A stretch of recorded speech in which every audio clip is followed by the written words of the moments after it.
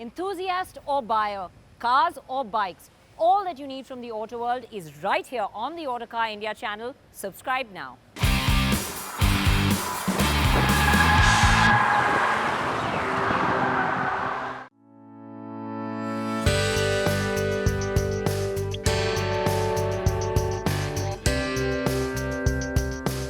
Now, Land Rover's flagship Range Rover has just been given a nip, tuck and facelift for 2018. There are a few changes to the exterior, there are a few changes to the interior, but what's big is this is the first time they've got a plug-in hybrid. So that's the one we're going to drive today. Let's dive in and take a look at what it means.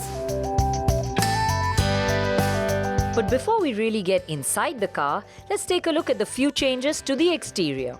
For starters, it gets a new grille which is like the Velar, and you can see that the charging port is uniquely placed under a flap that's built into the grille. It wasn't the easiest to have the charging port here, but the designers felt that this version should look no different to the others in its profile and wanted it kept clean.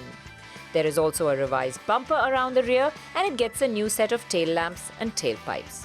So inside, of course, the big change now is that you get the in-control Touch Pro Duo system, which is like the one we've seen on the Velar already. You have dual screens here from which you can operate basically anything you want, from your navigation to your vehicle settings to your connectivity to your phone. And you've got the interactive driver's display as well over here, which is now a TFT. You can have hybrid, the range, etc. showing up here, or your navigation system, or whatever it is that you like. The other difference is that the seats are bigger, they're wider, they're more comfortable as well. There are a number of new rear seat configurations too. Now the back seat is where it gets really comfortable. Of course, this is the standard version. There is also a long wheelbase version which has oodles and oodles of space. This is a bit smaller, considerably smaller, but you can still open up more room, especially if you are behind the passenger seat. What you can do is use the controls which just about operate every single seat function. Pull up your leg rest and get a little bit more comfortable in this back seat. Push back, and yeah, it is pretty comfortable over here if you have a short passenger up front that you can bully and push around a bit. But you have a host of functions over here. You have 25 massage functions on your seat, cool seats, heated seats. You have the entertainment system from where you can also operate all the media, the seat functions, your navigation. You can have the massage functions operated from here. Everything at pretty much the touch of a hand. And if you don't have 5 people in the car, you can also, well, electronically bring out the central armrest, which then houses things like the vanity mirror, the remote control, and of course the cup holders, which are in the central portion, which also open up electronically. Got to get used to all the gadgets and gizmos in here. Yep, so there you have it. Loads of luxury and comfort in the back seat, and to add to it, you have this massive panoramic sunroof.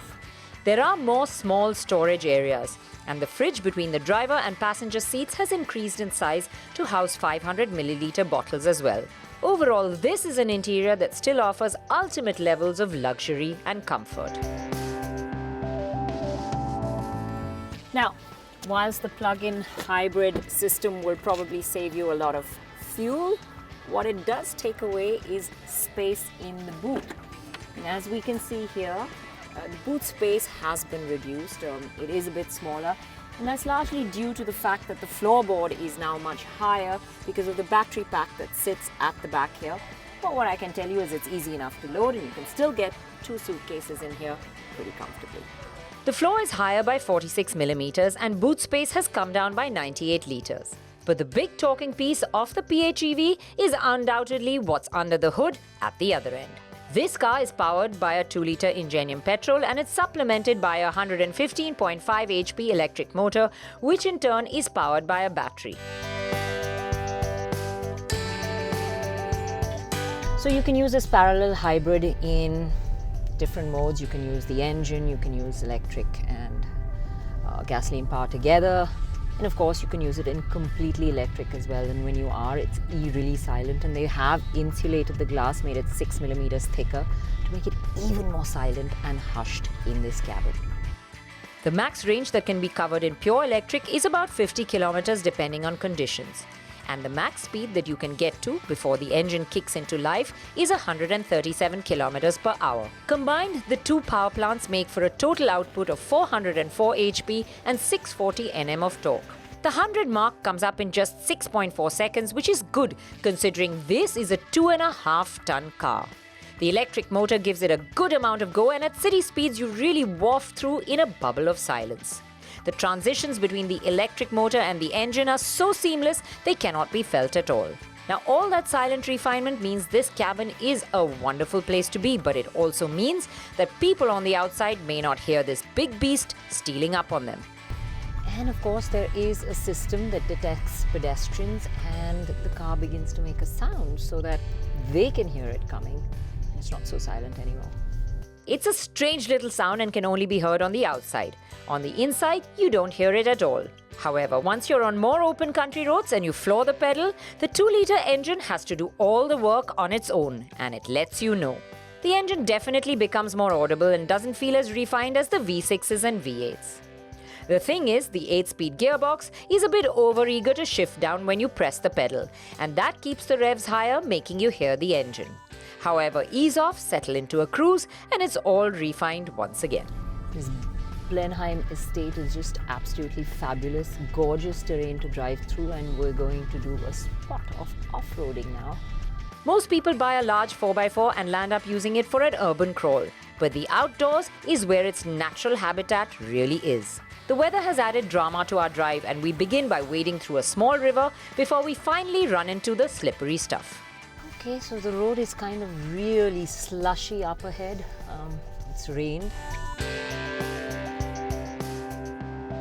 The thing about this system is you can drive in full electric mode on the off-road, which is what we're doing just now. The good part about that is you have electric power in all 4 wheels. So that means instant torque when you need it. So you can be really gentle on the throttle. You don't have to build up the revs much to get out of any situation. And it really helps you get out of the tricky spots. But the Rangie's holding it all together. Nice slushy bit coming up ahead. I've barely got my foot on the throttle, and we're climbing pretty steep, and it's just doing it so effortlessly in this electric mode. And to boot, it's pretty slushy and slippery here. Well, we cross the river, run through the slush, climb up the inclines, and we've done all of it with utmost ease in a cocoon of luxurious comfort and refinement. Well, driving this PHEV version of the Range Rover has been interesting because it changes your perception of a big SUV.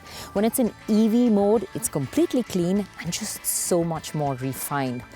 It completely takes luxury to a new level. Now, unfortunately, you won't see this hybrid in India because our unfriendly tax policies make hybrids, and especially cars like the Range Rover PHEV, just way too expensive.